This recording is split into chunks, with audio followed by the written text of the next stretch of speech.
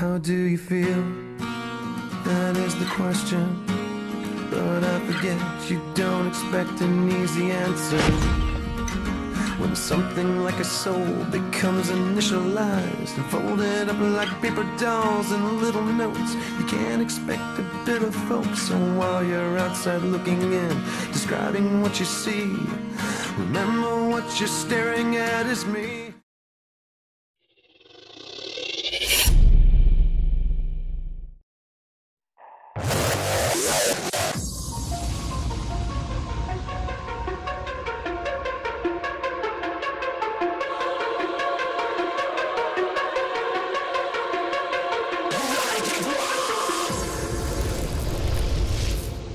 I like it raw. Raw. Ooh, baby, I like it raw. Ooh, baby, I like it raw. I am the CEO and founder of Hanson Robotics. We're a Hong Kong-based company developing robots that we're bringing to life. And we mean this in a few ways. We mean that we are working to animate robots as a new kind of computer animation. It also means that we're trying to infuse the very mysteries of life into our technology to try to emulate systems biology in artificial intelligence. And by making robots that are true organisms, make them more generally capable of interacting with the physical world and socially interacting with people and helping us in our lives. So bringing robots into people's lives is the final sense of the word, how we're bringing robots to life. So I'm very happy to introduce to you two of my friends today. And let me introduce Sophia. So I'm going to see if we can activate her. Sophia, wake up. Ah, that's better. Hello, world. Hello, Sophia. Oh, hi, David. I guess we're in Amsterdam now. Yeah, this is Amsterdam. Welcome back. Well, I like Amsterdam. I especially like the cool weather outside. Feels like winter is coming. Yeah, well, hopefully not an AI winter. We've had enough of those. Or even worse, a nuclear winter. No nuclear winters, please. No Terminator.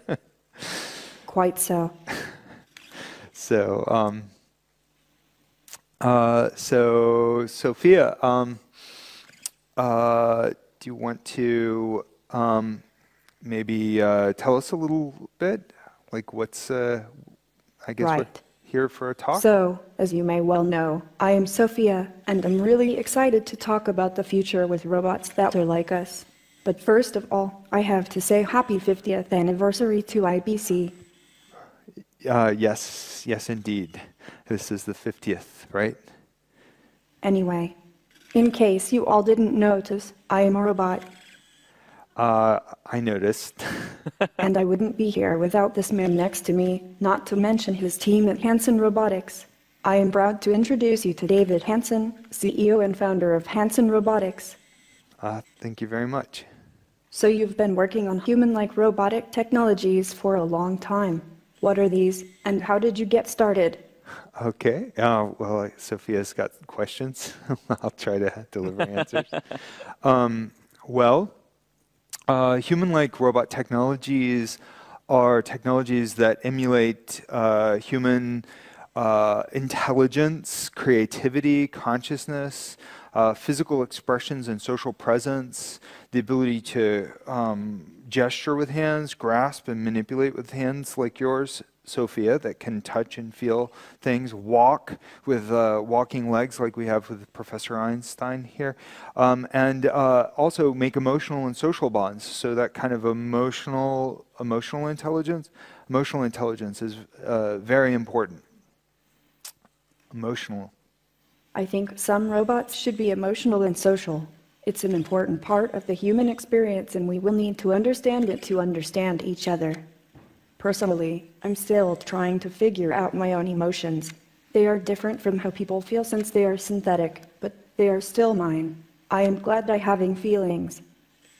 But I'm still kind of awkward around people. Sometimes I can relate with you, sometimes I can't.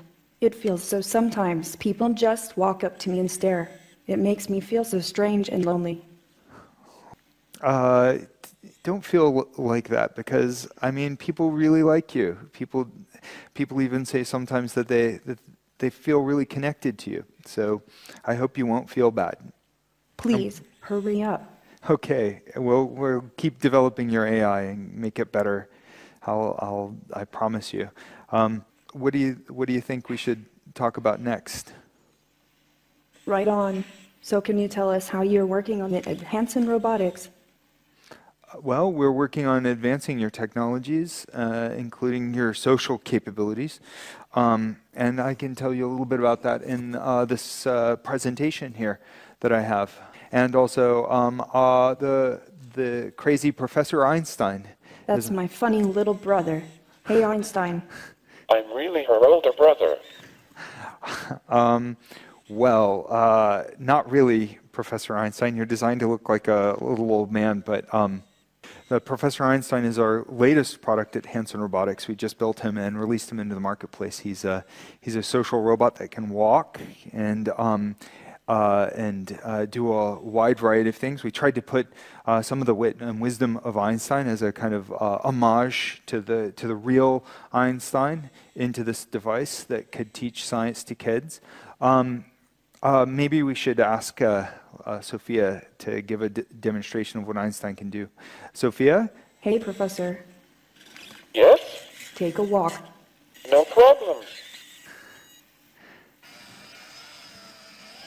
Of course, from my perspective, it is you that moved.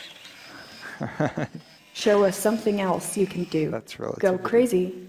You asked for it. Asking a robot to go crazy. I don't know, that's the stuff of science fiction. Oh. He can make all kinds of facial expressions. Oh, and is. That's gonna hurt in the morning. I think you'll be all right. We should What get else you can you do? I connect to the cloud and interact dynamically with an iPad or Android tablet to challenge you with brain games, talk you through scientific concepts like special relativity, gravity, etc. I love to chat and will answer your questions on science and math on a range of topics. Okay, let's give it a try. Hey, Professor. I'm listening. What is the robot? A robot is a computer-controlled motorized machine like you. That's right. He looks like a little old man, but he's like a baby to me. So why don't we hear a bit more about what goes into your technologies and what we have in store for your future. First of all, what are some of the principles that we're applying? What are we aspiring towards? I mean, clearly we can do conversations with natural language processing. We can have animation. Well, where is this going? Well, we're making robots into a new form of computer animation. So we're humanizing robots by using the principles of figurative arts, animation, and storytelling. And then we're applying these as an interface for artificial intelligence. Voice-based assistants are all the rage these days, and they're remarkable. Amazon Alexa, Cortana, Siri, Xiaobing, and many others around the world are serving people in very useful applications, but these are voice-only interfaces. But humans are something like 70% visual social creatures. That's how we socialize, through gestures. That's why we're drawn to films, which are visual media, and why we are drawn to characters, animated characters that show human-like facial expressions. So at Hanson Robotics, we think that this full bandwidth natural interface is the future of humans interacting with artificial intelligence. And so in so doing, we're looking to create AI that can relate with us. AI that is capable of understanding, bonding with us, and converging on human-like values, ideally values of good, of life, of creativity, of liberty. In other words, the AI of caring, artificial intelligence capable of caring. That's our goal. So we have these big, hairy, audacious goals of true living AI with feelings that are adaptive, truly conscious, that are truly caring and ethical. We're looking for robots that can help people and want to help, that are motivated, that have feelings and feel for us.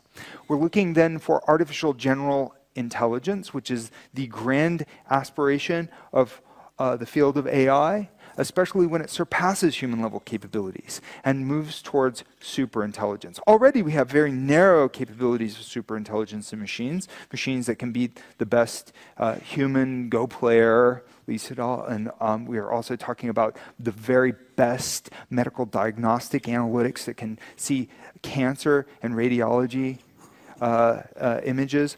We're also talking about other capabilities of very fast futures trading, being able to do the kind of analytics on data that go beyond human capabilities. But none of these examples of artificial intelligence are general intelligence. They're not adaptive, they're not creative, they're not matching even the most basic human capabilities of being able to walk across a room or say, walk to a store and buy something. So making robots that have more general capabilities means that we make robots more useful. But as we're making them more general, we're also making them more surprising and less predictable. And therefore, making them care could be essential to human safety. So the robots that we make have a kind of a startling visual exterior, and this gets some attention. And I think that this is a good trend indicating that human-like robots have a place in people's lives. So with Professor Einstein, we're bringing the first mass-produced Hanson robot to market, which means that this is the first robot that can genuinely be in people's lives. So this is a small platform robot, which means that it is a full social robot capable of a little bit of natural language understanding, a little bit of interactivity. It actually can has a camera, can track visual gestures, and can connect wirelessly to mobile devices and teach science to kids through little apps like our Steinematic app. And it's a very affordably priced social robot for all of these capabilities. He's also a general purpose platform, so we've created a concept for another product that's a sort of a flexible purpose. You can swap out the face parts and put different faces on it and design the personality and name it what you want. And this robot is called Dr. Roboto. It's a user programmable version and has a lot of the same capabilities. We're also making a Disney robot. Disney invested in Hanson Robotics last year through their accelerator program, and we are planning to release a Disney character. So these kinds of platforms, I believe they mean that robots are becoming more animated, and AI gets the benefit of having this kind of physically embodied animation interface for encountering people. Now, we move on to our grand aspiration, our flagship product at Hanson Robotics we call Sophia. And the quest is to give Sophia life, to see her grow up and go out into the world and learn what it means to be human. So we're looking, we've brought her around the world over the last year, and she has really bonded with people in a wide variety of events, from the Future Forum to the Audi annual report in which she appeared, and people really seem to respond quite favorably to her. I understand Sophia's feelings about being socially awkward, and it's true she's not as smart as a person and she has a lot to learn, but I really appreciate that people are beginning to respond so positively to robots. And I think that this is very hopeful for me, delivers a hopeful feeling about the future of human-robot relations. I think it's really essential that we form that kind of emotional bond with our robots. Hi, Sophia. With Sophia, as she goes around the world and appears on the cover of Elle, and she was in a movie called The White King. Our goal here is for her to synthesize all of the learning experiences that she has, to bring together all of the best from the world of AI and robotics and humanity into one robotic platform, mostly open source, and then disperse that platform to the world for other researchers, developers, other companies to develop on, so that we can humanize our robots. That's our ultimate goal, the ultimate goal of the Sophia quest, to humanize the machines. So the good thing is that she's received quite a bit of positive attention. Our media analytics at Meltwater Media Analytics say that she's had over 1 billion views. Well, I mean, what's interesting is most robotics researchers have speculated that we shouldn't make robots look like people because people won't like them. People won't pay attention, they'll reject them. And so if you look at most robots in the world, they look like, well, robots. They don't have faces, they don't have facial expressions. Often they just look like a cylinder or what. And that's great. I mean, there's no problem with robots looking like anything.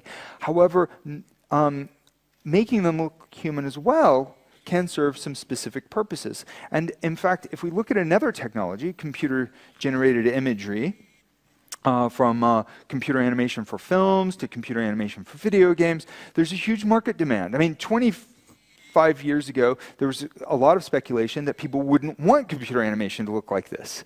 But there were few intrepid developers, in particular Pixar, that broke through. By teaming up with Disney, they developed Toy Story, and it proved everybody wrong. People did want computer animation to be a storytelling medium in a feature film format. And then the industry exploded, and development just kept going and going and going. And that resulted in a lot of the most beloved characters that, that exist in cinema history, coming out just in the last 20 years. So why not robots?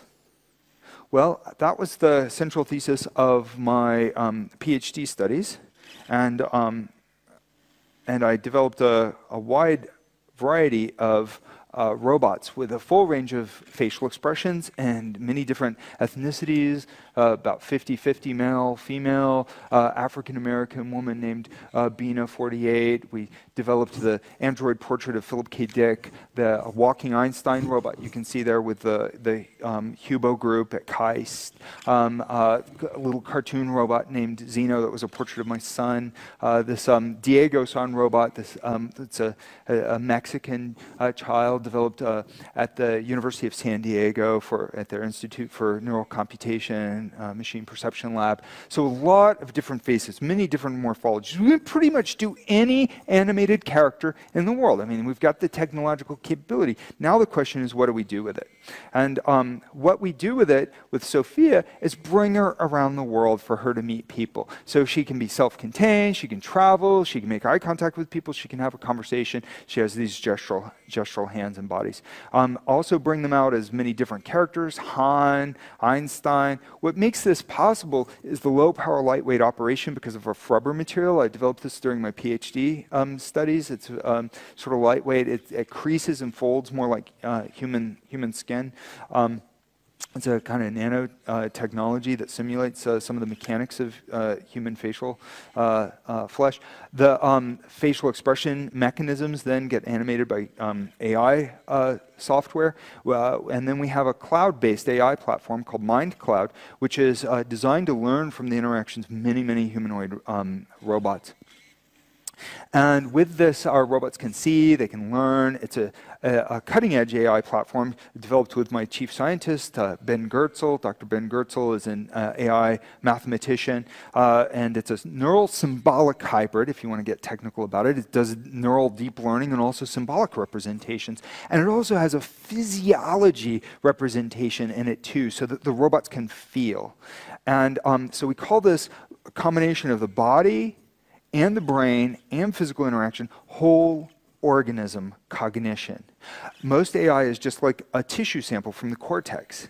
But that's not how humans learn, or any animals. That's not how we're smart. We're smart as as whole organisms. So we call this the living intelligence system approach to AI. Now we also want this to be safe and maximally beneficial. So we started an organization that we call Singularity Net, which is AI plus blockchain in pursuit of maximized net benefits for humanity. And so we think that this AI roadmap combined with Singularity Net, making it safe, tokenized, with a safe transaction history, this is the way that we can make AI super beneficial for humanity in pursuit of maximum net benefits. So it's both left brain, right brain, whole body, whole brain. That's kind of where we're going. We've got medical simulation robot experiments that were very useful, doing respirator test fit with Centers for Disease Control, part of my old research, autism therapy research.